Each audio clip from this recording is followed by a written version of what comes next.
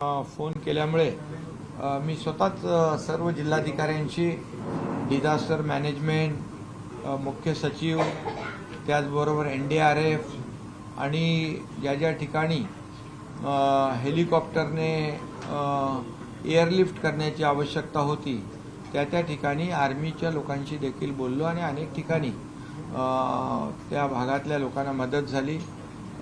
मुख्यमंत्री देखील स्वतः सर्व या घटनाक्रमांवर लक्ष ठेवून होते, त्यांच्याही सूचना सगळीकडे जात होत्या आणि एकंदरीत सर्व जी काही आमची टीम आहे, प्रताप सरनाईक देखील तिथले पालकमंत्री म्हणून ते देखील अगोदर पण दौरा करून आले होते।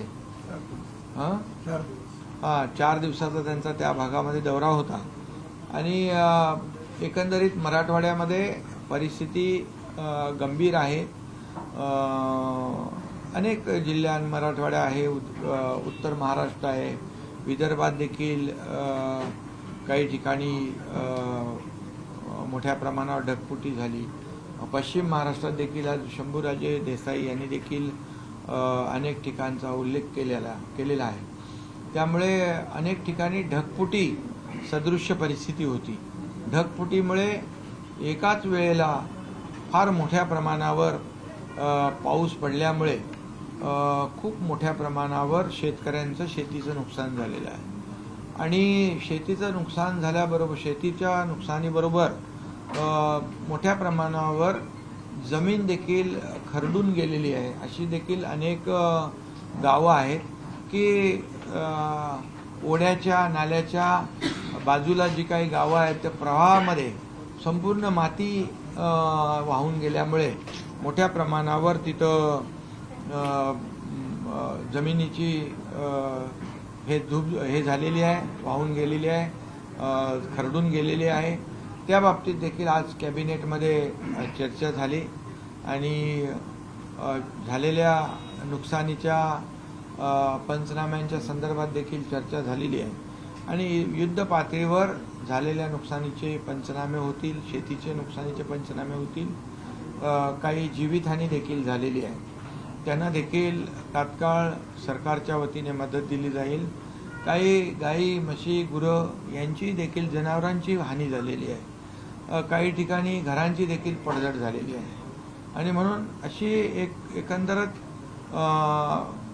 ज्या ज्या प्रकारची नुकसान झालेली आहे या बाबतीमध्ये आज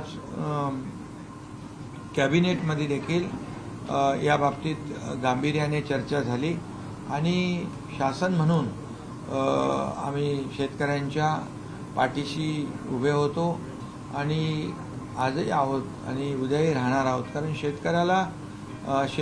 शेतकरी बळीराजा आपला अन्नदाता आहे। त्यामुळे आमच्या मागच्या 2.5 वर्षाच्या काळात देखील शेतकऱ्यांना मोठ्या प्रमाणावर मदत करण्याचं काम किंबहुना त्यांच्यासाठी योजना राबवण्याचं कामही आपण केलेलं आहे आणि म्हणून या संपूर्ण पार्श्वभूमीवर मुख्यमंत्री महोदयांनी देखील सूचना केलेल्या आहेत की तेही देखील स्वतः सोलापूर जिल्ह्याच्या दौऱ्यावर जाणार आहेत। मी देखील उद्या धाराशिव जिल्ह्याच्या दौऱ्यावर जाणार आहे, माझ्याबरोबर पालकमंत्री प्रताप सरनाईक आणि इतर लोक असतील आणि आमचे सर्व मंत्री जे आहेत ते सर्व मंत्री देखील आपापल्या ठिकाणी तिथे म्हणजे त्यांचाही दौरा वेगवेगळ्या जिल्ह्यांमध्ये शिवसेनेचे देखील सर्व मंत्री ज्या ज्या ठिकाणी ज्या ज्या जिल्ह्यामध्ये मराठवाड्यामध्ये, उत्तर महाराष्ट्रामध्ये, काही ठिकाणी पश्चिम महाराष्ट्रामध्ये देखील जिथं जिथं अतिवृष्टी झालेली आहे आणि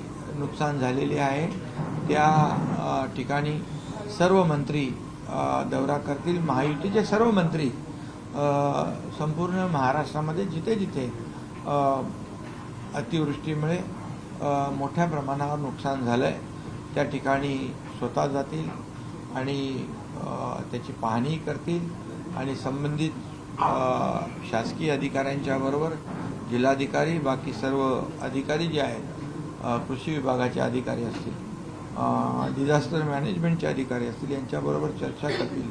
आरोग्यमंत्री देखील स्वतः या ठिकाणी दौरा करणार आहेत, कारण या सर्व अतिवृष्टीच्या पार्श्वभूमीवर साथीचे आजार देखील उद्भवू शकतात, कारण जनावरं देखील मोठ्या प्रमाणावर दगावलेली आहेत. त्यामुळे साथीचे आजार देखील होऊ नये यासाठी आरोग्यमंत्री महोदय त्यांची टीम देखील स्वतः जातीने वेगवेगळ्या जिल्ह्यांमध्ये जाईल आणि एकंदरीत शेतकऱ्यांना दिलासा देण्याची वेळ आहे. शेतकरी आता संकटात आहे आणि शेतकरी संकटात असल्यामुळे आम्ही सर्वजण या शेतकऱ्यांच्या पाठीशी आहोत. सरकार शेतकऱ्यांच्या पाठीशी आहे आणि म्हणून ज्या ज्या ठिकाणी ज्या ज्या प्रकारची आवश्यकता आहे मदतीची ती संपूर्ण मदत केली जाईल. आता देखील आम्ही वैद्यकीय मदत कक्षाच्या वतीने डॉक्टर्सची टीम मंगेश चिवटे आणि ते त्यांच्याबरोबर डॉक्टरची टीम आहे, औषधांचे ट्रक्स आहेत, हे देखील एक त्या ठिकाणी रवाना केले. त्याचबरोबर धान्याचं जे जीवनावश्यक वस्तू आहे त्या जीवनावश्यक वस्तू देखील त्या ठिकाणी रवाना केलेल्या आहेत. त्यामध्ये जीवनावश्यक वस्तू आहेत, म्हणजे अन्नधान्य आहे, त्याचबरोबर म्हणजे सर्व जे काही साखर आहे, पीठ, तांदूळ, तेल, ब्लँकेट, सतरंजी, साड्या आणि लोकांना दररोज जे वापरण्याचे जे काही आपल्या पुरुषांना वापरण्याचे कपडे, भांडी आणि औषधं, ही सर्व सामग्री आहे ती देखील मोठ्या प्रमाणावर या ठिकाणी धाराशिव जिल्ह्यामध्ये इतरही जिल्ह्यांमध्ये जिथं जिथं आवश्यकता आहे त्या ठिकाणी तात्काळ मला वाटतं जवळपास आता हे 50-60 ट्रक आता त्या भागात रवाना होतील आणि त्या भागातल्या लोकांना तात्काळ दिलासा जे आहे तो या माध्यमातून मिळेल आणि शासनाची देखील मदत जी तात्काळ मदत जी आहे ती देखील दिली जाईल. आणि पंचनामे झाल्यानंतर सर्व शेतकऱ्यांना या ठिकाणी सरकार पूर्णपणे मदत करेल, त्यांच्या पाठीशी सरकार उभं राहील. दोन प्रश्न आहेत. एक तर ही आलेली ही आपत्ती जी आहे अतिशय अस्मानी अशी आपत्ती आहे, सरकार ओला दुष्काळ जाहीर करेल का हे, आणि दुसरं म्हणजे गेल्या अनेक महिन्यांपासून अनेक वर्षांपासून शेतकऱ्यांना कर्जमुक्त होण्याच्या संदर्भात ते मागणी करत आहेत. कर्जमुक्तीचा निर्णय सरकार घेईल का? यामध्ये आताच्या संदर्भामध्ये तात्काळ शेतकरी आज संकटात आहे, त्यामुळे त्याला तात्काळ मदत देणं आणि जी काही नुकसान झालेली आहे त्याची भरपाई देणं हे याला आम्ही प्राधान्य देतोय. आणि ही पंचनामे देखील युद्ध पातळीवर होऊन दिवाळीपूर्वी या ठिकाणी आता तो दसरा जवळ आला आहे आणि दिवाळीपूर्वी यांना सर्व शेतकऱ्यांना मदत त्यांना पोचती होईल अशा प्रकारची व्यवस्था या ठिकाणी होईल. दुसरा विषय जो आहे कर्जमाफीचा, त्यावर देखील सरकार गंभीर आहे आणि त्यावर देखील सरकार योग्य वेळी निर्णय घेऊन तोही निर्णय घेईल. मुख्यमंत्री महोदय स्वतः केंद्राशी संपर्कामध्ये आहेत आणि केंद्राची देखील पथकं या ठिकाणी येतील. केंद्र सरकार देखील नेहमीच आपल्याला मदत करत आलेलं आहे आणि आता यावेळेस देखील खूप मोठ्या प्रमाणावर नुकसान झालेलं आहे, त्यामुळे आम्ही केंद्र सरकारच्या बरोबर देखील संपर्कात आहोत आणि केंद्राकडून देखील मदत मिळेल, राज्याकडून देखील मदत मिळेल. यावेळेस शेतकऱ्यांना कुठल्याही परिस्थितीत वाऱ्यावर सोडणार नाही. काय म्हणाल तुम्ही असं म्हणताय की पंचनामे तात्काळ करून मग पैसे दिले जाणार. उद्धव ठाकरे तर थेट म्हणतात की पहिले पैसे अकाउंटला जमा करा आणि मग पंचनामे करा, कारण की शेतकऱ्यांमध्ये अस्मानी संकट कोसळलं.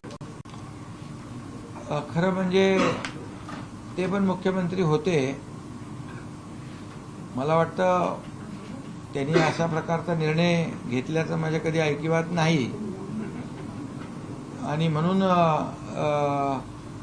विरोधी सत्तेमध्ये असताना एक बोलायचं आणि विरोधी पक्षात असताना दुसरं बोलायचं अशी दुटप्पी भूमिका आम्ही कधी घेतलेली नाही, आम्ही घेणार नाही. शेतकऱ्यांच्या बरोबर जे काही शेतकऱ्यांना वाऱ्यावर सोडणार नाही ही भूमिका आमच्या सरकारची आहे आणि त्यामुळे तात्काळ युद्ध पातळी म्हणूनच आम्ही सांगितले, आज अधिकाऱ्यांना आदेश दिलेले आहेत, युद्ध पातळीवर या ठिकाणी पंचनामे झाले पाहिजे आणि युद्ध पातळीवर लोकांना मदत मिळाली पाहिजे. मी मगा ज्यांची घरं पडलेली आहेत, काही जनावरं वाहून गेलेली आहेत, त्यांना देखील तात्काळ पंचनामा होतोय आणि त्यांना देखील ताबडतोबीने मदत होईल. चित्र दिसतं आहे. युपीचे खासदार ओमराजे निंबाळकर पुराच्या पाण्यात जाऊन मदत करतात आणि लोक कौतुक देखील करतात. मनसे असतील किंवा युपीडीचे नेते असतील, तुम्ही पण तशाच प्रकारची मदत अनेक वेळा केलेली आहे. तर भले तरी युपीडीचे खासदार असले आता इथे राजकीय पक्षाचा विषय नाही, आता शेतकऱ्यांना मदत करण्याचा विषय. यामध्ये राजकारण करण्याचा विषय कोणी आणता कामा नये. आता शेतकऱ्यावर आसमानी संकट आलेलं आहे, त्याला या संकटातून आपल्याला बाहेर काढण्यासाठी इथं कुठल्याही राजकीय पक्षाचा विषय नाही. जे मदत करतायत त्यांना धन्यवादच द्यायला पाहिजे, त्यांचे आभारच मानले पाहिजे की आता हे मदत करणं हे जेव्हा आपण पाहिलं महाराष्ट्रामध्ये जेव्हा संकट येतं तेव्हा सगळी राजकारण बाजूला ठेवून आपण राजकीय हेवेदेवे बाजूला ठेवून आपण शेतकऱ्याच्या पाठीशी उभं राहतो, शेतकऱ्याला मदत करतो. ही आपली संस्कृती आहे. त्यामुळे जे कोणी यामध्ये मदत करतायत, जे कुठल्या पक्षाचे असतील, त्यांना मी धन्यवाद देतो.